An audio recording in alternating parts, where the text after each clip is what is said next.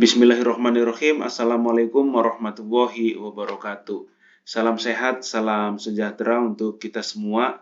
Nah, teman-teman, di video kali ini saya akan memberikan informasi tentang kuota dan pelamar pada ujian EPS Topik tahun 2024.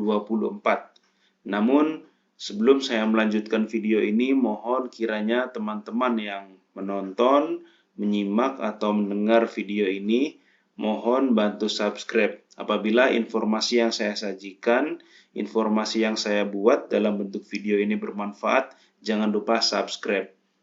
Nah, berikut adalah persaingan ujian EPS Topik tahun 2024. Kenapa saya memberikan judul persaingan? Karena memang teman-teman harus lulus ujian EPS Topik kemudian menggunakan sistem ranking. Kalau misalkan nilai bahasa Koreanya setelah di ranking melebihi dari kuota, sudah dipastikan teman-teman tidak bisa lulus ujian EPS Topik. Jadi di Korea Selatan itu wajib punya sertifikat EPS Topik dan wajib lulus. Nah, berikut adalah jabaran kuota serta pelamar untuk ujian EPS Topik tahun 2024. Nah, kita yang pertama dulu. Ini di sektor manufaktur. Di sektor manufaktur, kuota yang dibutuhkan di tahun 2024 ini yaitu sebanyak 7.129 orang. Sedangkan pelamar yang melamar di sektor ini sebanyak 46.408. Ini angka yang luar biasa, mengalami peningkatan teman-teman. Biasanya pelamar itu hanya kisaran 30 sampai 34 ribuan atau 35 ribuan. Sekarang di sektor manufaktur itu pelamarnya membludak sampai ke angka 46.000. Jadi betapa semakin tahun, semakin kesini peminat bekerja di Korea Selatan semakin banyak. Nah, kemudian di sektor fishing, yaitu kuota yang dibutuhkan di tahun ini yaitu 4.097 orang. Sedangkan pelamar sebanyak, yaitu pelamar di sektor ini yaitu sebanyak 6.299.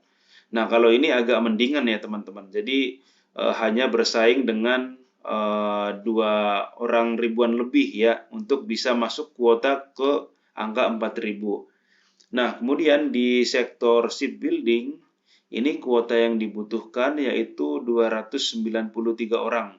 Sedangkan yang melamar di sektor ini adalah 1.038 orang. Berarti harus ada yang gugur sekitar 745 orang nanti. Nah, kemudian di sektor servis 1, di sini kuotanya yang diberikan Korea adalah 101 orang.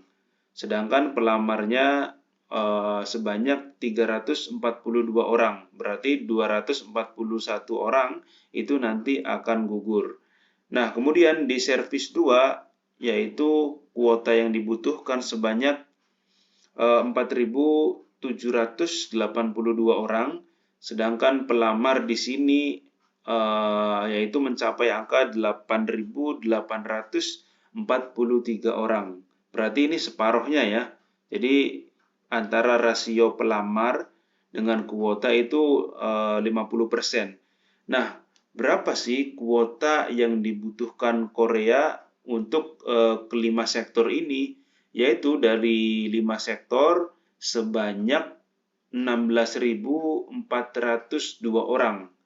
Itu kuota di tahun 2024 untuk di 5 sektor. Jadi yang paling banyak membutuhkan memang di sini di sektor manufaktur yang pertama, kemudian yang kedua servis 2, yang ketiga sektor fishing, yang keempat sektor shipbuilding, dan yang terakhir di sektor servis 1. Nah, kemudian ini pelamarnya juga banyak ya, ada 62.930 orang. 62.930 orang. Ini pelamar yang sampai saat ini menjadi terbanyak pelamar ujian EPS Topik dari beberapa tahun ke belakang, atau mungkin semenjak adanya ujian EPS Topik sistem G2G ini pelamar yang terbanyak ini di tahun 2024 karena angkanya mencapai 62.000 lebih. Nah, kemudian yang sebelah kanan ini ada yang loss. Artinya kalau memang nilai ujian EPS Topik bahasa Korea teman-teman setelah di ranking melewati atau melebihi kuota, berarti nanti teman-teman akan gugur atau tidak lulus. Nah, mungkin tidak sih kuotanya berkurang, misalkan dari sektor manufaktur yang diumumkan 7.000, ada pengurangan kuota 5.000. Itu sepertinya akan susah teman-teman, dan hampir tidak mungkin karena Korea Selatan itu komitmen dan sudah mengkalkulasi betul apa angka berapa yang dibutuhkan. Kalau bertambah mungkin iya, tapi kalau misalkan dari 7.000 ini berkurang mungkin rasanya hampir tidak mungkin ya. Yang ada juga biasanya bertambah dari tahun ke tahun itu. Kalau misalkan ada nilai yang sama.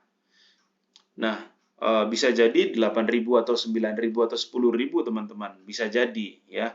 Kalau ada nilai banyak yang sama. Nah, kemudian di sini adalah setelah mendaftar ujian EPS Topik, selanjutnya yaitu verifikasi.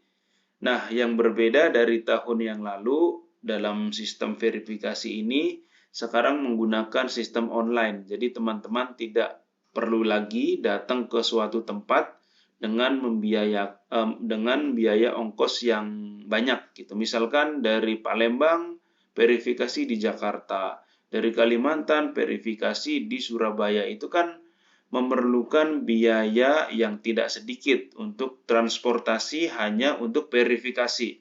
Oleh karenanya BP2MI juga terus melakukan perbaikan sehingga sekarang sangat dimudahkan karena melamarnya online, maka verifikasinya juga online. Nanti dicetak atau diunduh kartu peserta ujian EPS Topik pun nanti akan online. Nah, kemudian kapan verifikasi itu? Yaitu dari tanggal 26 Februari sampai dengan 10 Maret tahun 2024. Jadi pendaftaran ujian EPS Topik sudah ditutup di tanggal 20 ya, hari ini ya. Hari ini resmi ditutup oleh BP2MI untuk pendaftaran ujian EPS Topik. Nah, kemudian seminggu setelahnya itu mulai verifikasi ya. Jadi tim dari BP2MI akan memverifikasi data-data teman-teman yang sudah mendaftar, yang mencocokkan juga. Kemudian juga kalau tidak ada masalah nanti akan ada kartu ujian EPS Topik. Nah, kemudian setelah itu ada sidik jari. Nah, sidik jari ini offline ya. Ini khusus untuk yang pemula. Tapi kalau yang sudah pernah ikut ujian EPS Topik, itu tidak perlu teman-teman, karena datanya juga masih ada. Sekarang datanya pakai NIK, nomor induk KTP, jadi kalau yang sudah ikut sekali, 2 kali ujian EPS Topik, beberapa tahun ke belakang itu sudah tidak perlu ya. Jadi ini khusus untuk yang pemula baru daftar ujian EPS Topik, itu nanti akan datang ke kantor BP2MI terdekat di kota teman-teman semuanya ya. Kota yang paling dekat ya di mana gitu. Jadi di situ nanti tempat sidik jari offline-nya. Nah, itu saja teman-teman video yang saya buat. Semoga video ini bermanfaat dan teman-teman makin termotivasi lagi untuk belajar karena di sini persaingannya sangat ketat teman-teman. Pelamar juga semakin tahun semakin banyak, kuota juga ini semakin turun ya, dari yang kemarin 2023 itu 10.000 lebih, sekarang hanya 7.000 saja, sedangkan pelamar itu malah nambah ya. Pelamar itu peminatnya semakin banyak. Oleh karenanya nanti KKM pun tidak akan sama, teman-teman. Saya yakin tidak akan sama. KKM kemarin yaitu di angka 160 itu lulus ujian EPS Topik. Kalau melihat kuota yang 7.000 dengan rasio pelamar yang mencapai 46.000, rasanya sangat masuk akal kalau nilai ujian EPS Topik KKM-nya naik.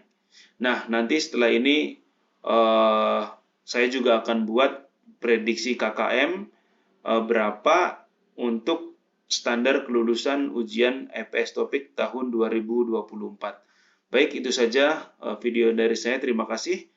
Assalamualaikum warahmatullahi wabarakatuh.